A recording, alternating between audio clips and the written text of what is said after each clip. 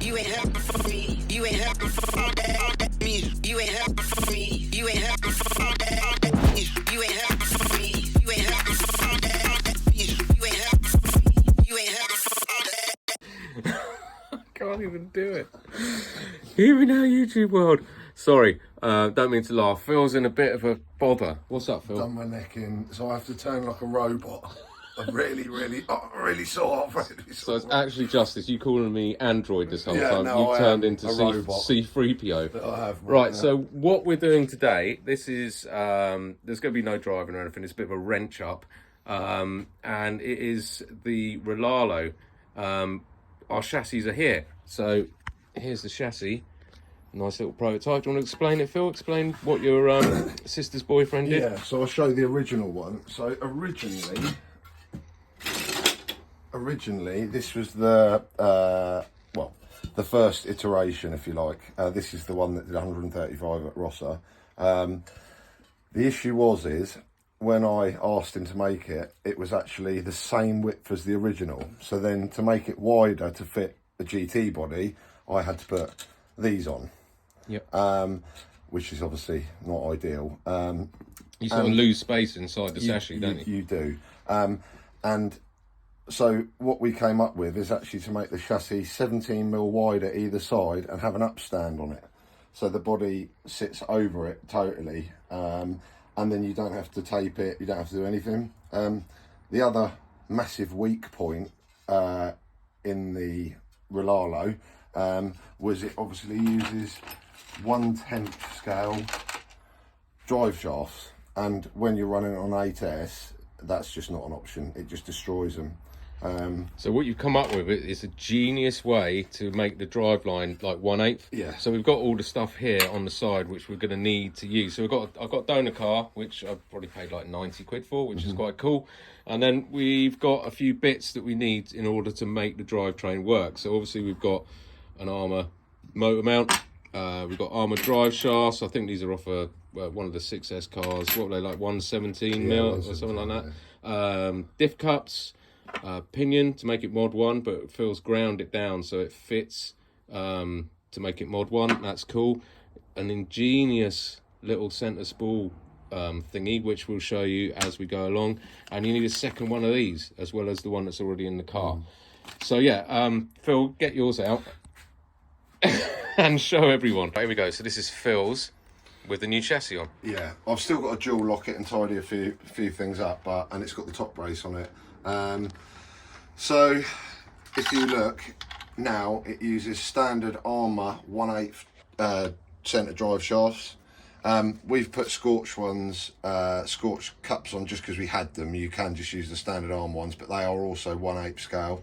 That's the little centre spool, and the Armour motor mount sits there, and it now runs a full 1/8 scale drivetrain. Also, in the chassis there is battery buckle holes, so you can use scorched battery buckles or whatever you want, and then the battery's just tuck under there once it's dual locked.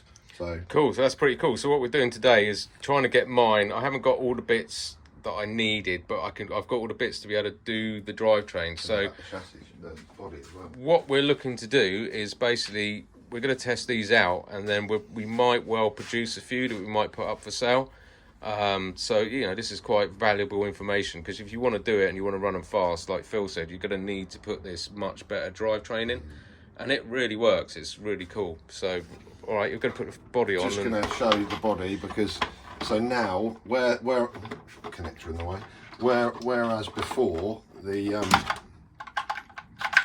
before the body would sit inside the B&Q shelf angles, if you like, now it's on there. It's proper tight, isn't it? Yeah, so it literally Amazing. sits all the way around. So easy to just tape that or dual lock a little bit or whatever, just to hold it down. But that is so tight, it's perfect.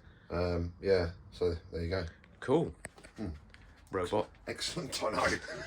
Right, first things first, disassemble this monstrosity. Right, so it's been a bit of a battle so far. Obviously, you know, you buy a second-hand one, you don't know what condition it is, but there's been some rounded off screws in this bad boy, so we've had to do all sorts of things to get them out, but we're getting there. Right, finally there, after loads of toil, Phil's just binning the monkey metal screws that come out of it. Man, that was a mission, wasn't it? Rubbish, yeah. Loads of strip screws. But now... Loads of heat. Yeah, loads of heat. But now we're in a position to start mounting on the new chassis. Right, so that's the first part of the drivetrain in. Yep. And then we need a cup on either end of that. And they've got little, obviously they've got little flat grinds there, and that's where the grub screw goes on there. We are using scorch ones just because we had them. May have said it already, but you can just use normal armour ones. So. Right, so we'll do that and get back to you. Right, so that's the front end on.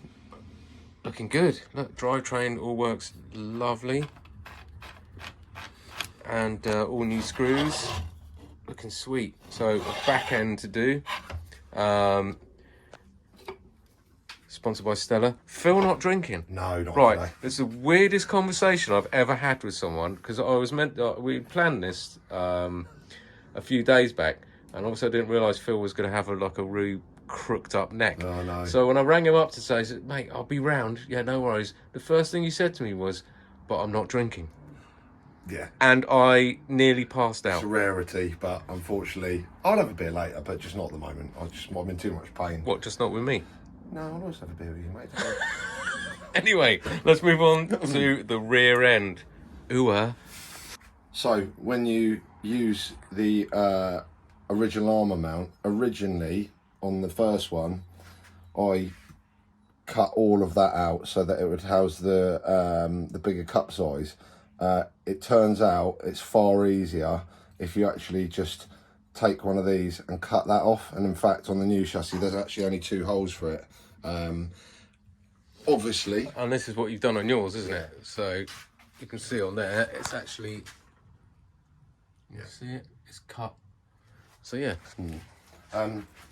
However, if you are just using the standard motor mount, you don't need to do this, but you can only fit, I think it's a 35 can size motor in it with this, whereas if you use that, you can fit whatever you want in there. Beastie. Beast is better. Like you have. Yeah. And I think I might. Why not? Good. Right, so that's it cut. Nice. And just sits in front of the other mount, just like that. Just on that note, some people may be asking why you're keeping that motor mount. You're keeping that motor mount because you have to, because it's a bearing carrier for when it goes through, and it has a bearing on the inside. So you have to have that. You don't have to have that if you're going to run a small motor, but if you're going to run a big one, like the idea of speed runs is go big or go home, then that's good. the win. Thanks for the explanation. No worries. Thanks. Would like to talk about knob one. Mod one. Sorry. Yeah. So you want to convert it to mod one is what you want to do. Now you can buy non-D safe, so they have to have the whole lot of that, not the D-shaped one, 5mm pinions, and use them as the spool, the spur gear even, sorry, but they're quite thick. Now you can buy slimline ones, they're on Amazon, but if you don't have one and you have an armour one, you just take that lip out, so buzz it down with an angle grinder, and it needs to be about that thin. The one I've got from Amazon, the actual gear is thicker, but the back is thinner. Yeah. So it doesn't matter, but it needs to be to fit in there. And that's the same if you want to convert a standard Rlarrlo to I know, mod yeah, one. because I did that with mine, and it just binds up. If you put something too thick in, Yeah, it binds up. it does.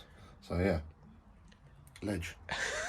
Right, there we are. That is the whole drivetrain in, motor mount, looking lovely. Runs super smooth. It is there. Just got to put that bad boy in it. A motor, and we're just about to. Yeah, look, it fits lovely. That's the thing now with these upturns and stuff. You've got loads of room, so we've measured it, and you can still get like big batteries like these bad boys. You can still get them in, no worries. And height isn't a problem. So more cells, I guess. You got to get more height.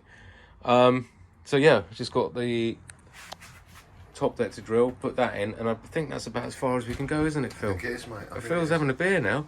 I am. Loosen up. Oh, we've got the Hello, doggies. The doggies come out here. Hello, Hello, Marv. Right, so that's it as far as we can go so far. So what we have done, stretch chassis is on, all the new 1/8 drivetrain is in, top deck's on, big ESCs in there. Unnecessary. Yeah, the motor mounts on there. These aren't the tyres we're going to use. We just ordered some Team Corrali tyres, so we're going to give them a try. And a digestive biscuit of opinion.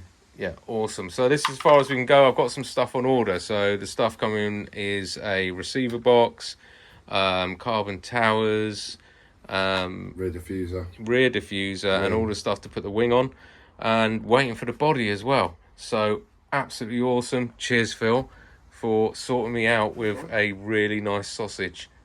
again.